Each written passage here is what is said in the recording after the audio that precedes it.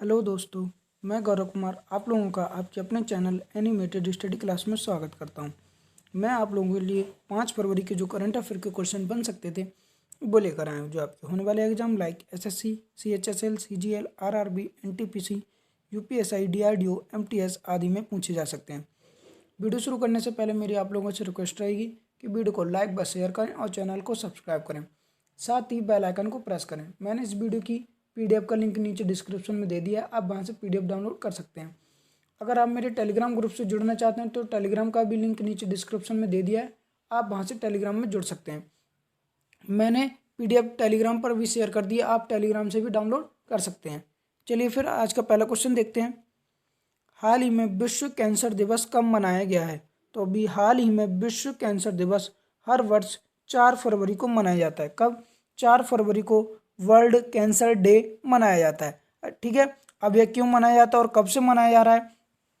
ठीक है, तो इसकी भी बात कर लेते हैं। तो इस बार पहले इसकी थीम की बात कर लेते हैं। तो इस बार इसकी थीम क्या रही थी? तो इस बार इसकी थीम रही थी I am and I will. क्या? I am and I will इसकी इस बार की थीम रही। ठीक है, अब यह मनाया क्यों जाता है? तो जो ऐसे लोग जो कैंसर से पीड़ित हैं, क्या ऐसे लोग जो कैंसर से पीड़ित हैं उनके प्रति प्रोत्साहित भावना प्रकट करने और लोगों में कैंसर की जागरूकता फैलाने के लिए, यानी कैंसर के बारे में जागरूकता फैलाने के लिए यह हर वर्ष मनाया जाता है। ठीक है, और यह किसके द्वारा मनाया जाता है? तो यह union for international cancer control, किसके द्वारा?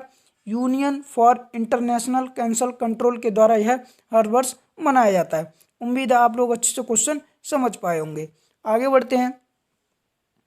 हाल ही में किस देश ने फेसबुक पर प्रतिबंध लगा दिया है? तो अभी हाल ही में म्यांमार ने, किसने? म्यांमार ने फेसबुक पर प्रतिबंध लगा दिया है। आप लोगों को पता होगा, मैंने कुछ दिनों पहले क्वेश्चन भी कराया था कि अभी हाल ही में क्या हुआ है, म्यांमार में जो सैनिक विद्रोह हो गया है, यानी कि वहां पर सैनिक विद्रोह हो गया है। सैनिकों ने जो सत्ता है वो अपने हाथ में ले ली है और 1 साल का आपातकाल घोषित कर दिया है। कितना? 1 साल का आपातकाल घोषित कर दिया है। तो उसी को देखते हुए जो सैनिक हैं उन्होंने जो जितनी भी मैसेजिंग सेवाएं हैं, फेसबुक है, ऐसी सेवाओं पर प्रतिबंध लगा दिया है। ठीक है, और यह भी लगभग 1 साल के लिए कहा जा रहा है कि 1 साल के लिए लगाया जाएगा। ठीक है, अब म्यांमार में लगाया गया है तो म्यांमार को मैप में देखते हैं। ये वाला जो पार्ट दिख रहा है जिसे मैंने लाइनिंग किया है यही म्यांमार है। क्या है? म्यांमार। म्यांमार की बात करते हैं। यहाँ की कैपिटल क्या है? नैपीदोव। क्या है? नैपीदोव। और यहाँ की करेंसी क्या है? क्यात। क्या है? क्यात। ठीक है, और यहाँ के प्रेसिडेंट कौन है? मिंट स्वे। कौन है? मिंट स्वेब। ठीक है, उम्मीद है आप लोग अच्छे से क्वेश्चन समझ पाए होंगे। आगे बढ़ते हैं। हाल ही में किस राज्य के विधान परिषद के अध्यक्ष के प्रताप चंद्र शेट्टी ने अध्यक्ष पद से इस्तीफा दे दिया है? तो अभी हाल ही में कर्नाटक के विधान परिषद के अध्यक्ष हैं जिनका नाम है के प्रताप चंद्र शेट्टी, उन्होंने अध्यक्ष पद से इस्तीफा दे दिया है। ठीक है, और यह कहाँ के हैं? कर्नाटक के। तो कर्नाटक के हैं तो कर्नाटक को मैप में देखते हैं। ये वाला जो पार्ट दिख रहा है यही कर्नाटका है। क्या है? कर्नाटका। कर्नाटका की बात करते हैं। कर्नाटका की राजधानी क्या है? बेंगलुरु। क्या है? बेंगलुरु। और वर्तमान में इसके सीएम कौन है? BS येदियुरप्पा। कौन है? BS येदियुरप्पा। और यहाँ की गवर्नर कौन है? वाजुभाई वाला। उम्मीद आप लोग अच्छे से क्वेश्चन समझ पाए होंगे। आगे बढ़ते हैं।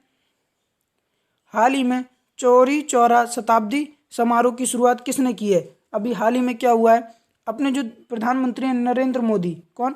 नरेंद्र मोदी, उनके द्वारा चौरी चौरा शताब्दी समारोह की शुरुआत की गई है। ठीक है, अब यह क्यों की गई है तो इसके पीछे थोड़ी सी जानकारी है तो बड़ा आप लोगों के साथ शेयर कर लेते हैं। ठीक है, अच्छा, जो चौरी चौरा शताब्दी समारोह की शुरुआत की ये वीडियो कॉन्फ्रेंसिंग के जरिए की गई है। किसके? वीडियो कॉन्फ्रेंसिंग के जरिए की गई है। इस समारोह के उपलक्ष्य में जो प्रधानमंत्री मोदी हैं उन्होंने एक डाक टिकट भी जारी किया है। क्या? डाक टिकट भी जारी किया है। अभी चौरी चौरा से संबंधित जानकारी वो शेयर कर लेते हैं। तो आप लोगों को पता होगा जब अपना देश आज़ाद नहीं हुआ था उस वक्त की बात है, 5 फरवरी 1922 की। कब? 5 फरवरी 1922 की बात है। एक उत्तर प्रदेश, यानी कि उत्तर प्रदेश राज्य में एक जिला है गोरखपुर का, गोरखपुर, वहां पर चौरी चौरा नामक स्थान पर किसानों के द्वारा जुलूस निकाला जा रहा था ब्रिटिश सरकार के खिलाफ। क्या किसानों के द्वारा जुलूस निकाला जा रहा था? ब्रिटिश सरकार के खिलाफ, तो वहाँ पर अंग्रेज अफसर के द्वारा उन जो किसान लोग जुलूस निकाल रहे थे उस पर गोली चलाने का आदेश दिया था, जिससे गोली चलाने और लाठीचार्ज का आदेश दे दिया था, जिससे कुछ किसान घायल हो गए थे। तो इससे गुस्सा होकर, यानी कि किसानों ब्रिटिश शासन से गुस्सा होकर, तो वहाँ पर चौरी चौरा नामक स्थान पर जो पुलिस स्टेशन था, क्या जो चौरी चौरा नामक स्थान पर पुलिस स्टेशन था, उसमें लगभग 21 सिपाही और एक पुलिस थानेदार, कौन सा, यानी 21 सिपाही और एक पुलिस थानेदार को उस थाने में बंद करके जिंदा जला दिया गया था। यानी कि 21 सिपाही और एक पुलिस थानेदार को उस पुलिस थाने में बंद करके जिंदा जला दिया गया था। यही चौरी चौरा नामक कांड था, यानी कि जो इतिहास में हमारे चौरी चौरा नामक कांड कहा जाता है, जो मैंने आप लोगों को इतनी जानकारी बताई, यही चौरी चौरा नामक कांड था। अच्छा, यहाँ पे जो किसानों के द्वारा जुलूस निकाला जा रहा था, वहाँ पर यह क्वेश्चन बन जाता है कभी कभी कि जो जुलूस निकाला जा रहा था किसानों के द्वारा, उनका नेतृत्व कौन कर रहा था। तो जो किसानों को नेतृत्व कर रहे थे वह थे बलराम अहीर। कौन थे? बलराम अहीर, वह किसानों का नेतृत्व कर रहे थे। उम्मीद आप लोग अच्छे से क्वेश्चन समझ पाए होंगे। तो अब इसी के लिए प्रधानमंत्री मोदी जी ने चौरी चौरा नामक शताब्दी समारोह की शुरुआत की है, चौरी चौरा कांड से संबंधित जानकारी के लिए। उम्मीद आप लोग अच्छे से क्वेश्चन समझ पाए होंगे। आगे बढ़ते हैं। अब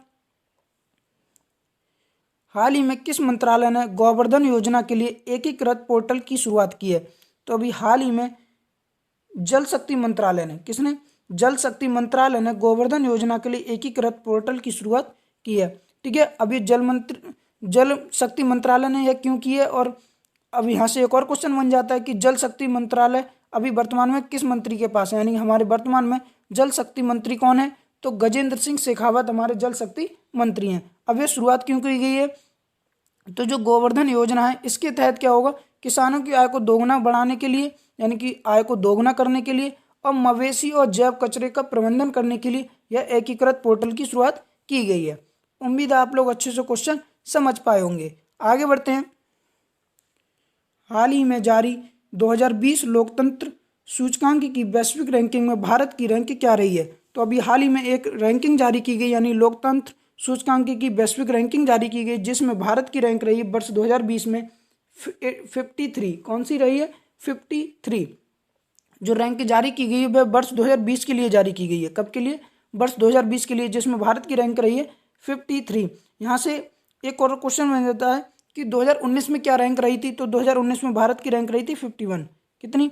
51 2019 में रही थी। और इससे पहले की बात करें तो 2014 में भारत की रैंक सबसे ज़्यादा रही थी, तो वह थी 27, यानी कि उसके बाद से भारत की रैंक हर बार गिरती चली आ रही है। तो सबसे पहले कितनी, यानी 2014 में 27 रही थी। कितने?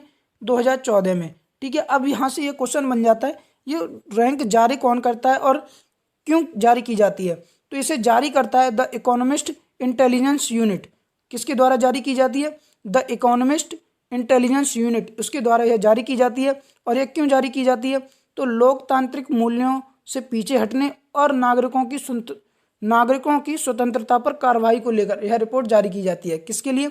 लोकतांत्रिक मूल्यों से पीछे हटने और नागरिकों की स्वतंत्रता पर कार्रवाई को लेकर यह रिपोर्ट जारी की जाती है। अब यहाँ से क्वेश्चन बनता है कि पहले स्थान पर कौन रहा है? यानी कि 53 पे तो अपना देश रहा है, तो पहले स्थान पर कौन रहा है? तो नॉर्वे पहले स्थान पर रहा है। कौन? नॉर्वे पहले स्थान पर, आइसलैंड दूसरे पर, स्वीडन तीसरे स्थान पर रहा है। उम्मीद है आप लोग अच्छे से यह क्वेश्चन समझ पाए होंगे। यह लगभग 167 देशों की द्वारा जारी की, यानी कि इस रैंकिंग में 167 देश थे। कितने? 167। उम्मीद आप लोग अच्छे से क्वेश्चन समझ पाए होंगे। आगे बढ़ते हैं। हाल ही में हॉल ब्रूक का निधन हो गया, वह कौन थे? तो हाल ही में हॉल ब्रूक का निधन हो गया, यह एक अभिनेता थे, हॉलीवुड अभिनेता थे। इनका हाल ही में निधन हो गया। यह 5 बार एमी अवार्ड जीत चुके थे। कौन सा? जो एमी पुरस्कार होता है, एमी अवार्ड होता है, वह 5 बार जीत चुके थे। ठीक है, आप इमेज में देख सकते हैं, जो दिख रहे हैं यही हॉल ब्रूक है। कौन है? Hall Brook. आगे बढ़ते हैं। हाल ही में आईसीसी का डिप्टी चेयरमैन किसे बनाया गया है? तो अभी हाल ही में आईसीसी का डिप्टी चेयरमैन बनाया गया इमरान ख्वाजा के लिए। किसके लिए? इमरान ख्वाजा के लिए। आप इमेज में देख सकते हैं, जो दिख रहे हैं यही इमरान ख्वाजा है। आईसीसी की बनाए गए, तो आईसीसी की बात कर लेते हैं। आईसीसी की फुल फॉर्म क्या है? International cricket council. और इसकी स्थापना कब हुई? तो इसकी स्थापना 1909 में हुई। कब? 1909 में हुई थी। और इसका हेडक्वार्टर कहाँ पर है? दुबई में। और वर्तमान में इसके चेयरपर्सन कौन है, यानी कि चेयरमैन कौन है? तो ग्रेग बार्कले, कौन है? Greg Barclay. और CEO कौन है? मनु साहनी। कौन है? मनु साहनी। अब यहाँ पर इसके डिप्टी CM यानी चेयरपर्सन भी आ गए, डिप्टी चेयरमैन, तो वह कौन है? इमरान ख्वाजा। आगे बढ़ते हैं। हाल ही में महाराष्ट्र की विधानसभा के अध्यक्ष ने अध्यक्ष पद से इस्तीफा दे दिया, तो महाराष्ट्र विधानसभा के अध्यक्ष कौन है? तो मैंने जो पिछला क्वेश्चन कराया था वहाँ विधान परिषद था, यहाँ पे क्या है? विधानसभा है। ठीक है, तो यहाँ पर विधानसभा के अध्यक्ष पद से इस्तीफा दिया महाराष्ट्र के। तो यह पूछा जा रहा है कि महाराष्ट्र विधानसभा के अध्यक्ष कौन है? तो नाना पटोले। कौन? नाना पटोले महाराष्ट्र विधानसभा के अध्यक्ष हैं। ठीक है, अब महाराष्ट्र है तो महाराष्ट्र की बात करते हैं। ये वाला जो रेड पार्ट दिख रहा है यही महाराष्ट्र है। महाराष्ट्र की बात कर लेते हैं। यहाँ की कैपिटल क्या है? मुंबई। क्या है? मुंबई। और यहाँ की CM कौन है? उद्धव ठाकरे। और गवर्नर कौन है? भगत सिंह कोश्यारी। आगे बढ़ते हैं। हाल ही में बेंगलुरु में आयोजित हिंद महासागर क्षेत्र के सम्मेलन में भारत का प्रतिनिधित्व किसने किया? तो अभी हाल ही में बेंगलुरु में हिंद महासागर क्षेत्र के सम्मेलन के लिए भारत का प्रतिनिधित्व किया था हमारे रक्षा मंत्री राजनाथ सिंह जी ने। किसने? राजनाथ सिंह जी हमारे जो रक्षा मंत्री हैं, यह उन्होंने इस भारत की तरफ से प्रतिनिधित्व किया था। दरअसल जो बैट सम्मेलन हो रहा है यह रक्षा मंत्रियों का ही सम्मेलन है। सभी देशों के जितने भी रक्षा मंत्री हैं वह इसमें सम्मिलित किए गए। अच्छा, इसका उद्देश्य क्या है जो सम्मेलन किया जा रहा है? तो इसका उद्देश्य है हिंद महासागर में शांति, सुरक्षा और सहयोग में वृद्धि करना। क्या? हिंद महासागर में शांति, सुरक्षा और सहयोग को वृद्धि करने के लिए यह वार्तालाप यानी यह सम्मेलन किया गया है। ठीक है, जिसमें भारत का प्रतिनिधित्व किया है राजनाथ सिंह जी ने। यहाँ से बेंगलोर आप लोग देख रहे हैं, तो बेंगलोर में अभी हाल ही में जो हमारे रक्षा मंत्री राजनाथ सिंह, उन्होंने एरो इंडिया 2021 का उद्घाटन किया था। कल मैंने आप लोगों को यह क्वेश्चन कराया था, जो 3 फरवरी से लेके कब से? 3 फरवरी से लेके 7 फरवरी तक चल रहा है। कितने? 3 फरवरी से लेके 7 फरवरी तक चलेगा। उम्मीद आप लोग अच्छे से क्वेश्चन समझ पाए होंगे। आगे बढ़ते हैं। हाल ही में किस राज्य सरकार ने कलिवली आर्द्रभूमि को पक्षी अभ्यारण्य बनाने की घोषणा की है? तो अभी हाल ही में तमिलनाडु सरकार ने जो कलिवली आर्द्रभूमि है, मैंने आप लोगों को कुछ दिन पहले क्वेश्चन भी कराया था कि अभी हाल ही में आर्द्रभूमि दिवस मनाया गया था। कौन सा? Wetland day, world wetland day मनाया गया था। तो उसी से संबंधित यह क्वेश्चन है। जो तमिलनाडु में कलिवली आर्द्रभूमि है उसे अब पक्षी अभ्यारण्य बनाने की घोषणा की है तमिलनाडु सरकार ने। ठीक है, अब तमिलनाडु ने की है तो तमिलनाडु को मैप में देखते हैं। ये वाला जो रेड पार्ट दिख रहा है यही तमिलनाडु है। तमिलनाडु की बात कर लेते हैं। इसके वर्तमान में CM कौन है? के पलानीस्वामी। कौन है? के पलानीस्वामी। और यहाँ की कैपिटल क्या है? चेन्नई। क्या है? चेन्नई। और यहाँ के गवर्नर कौन है?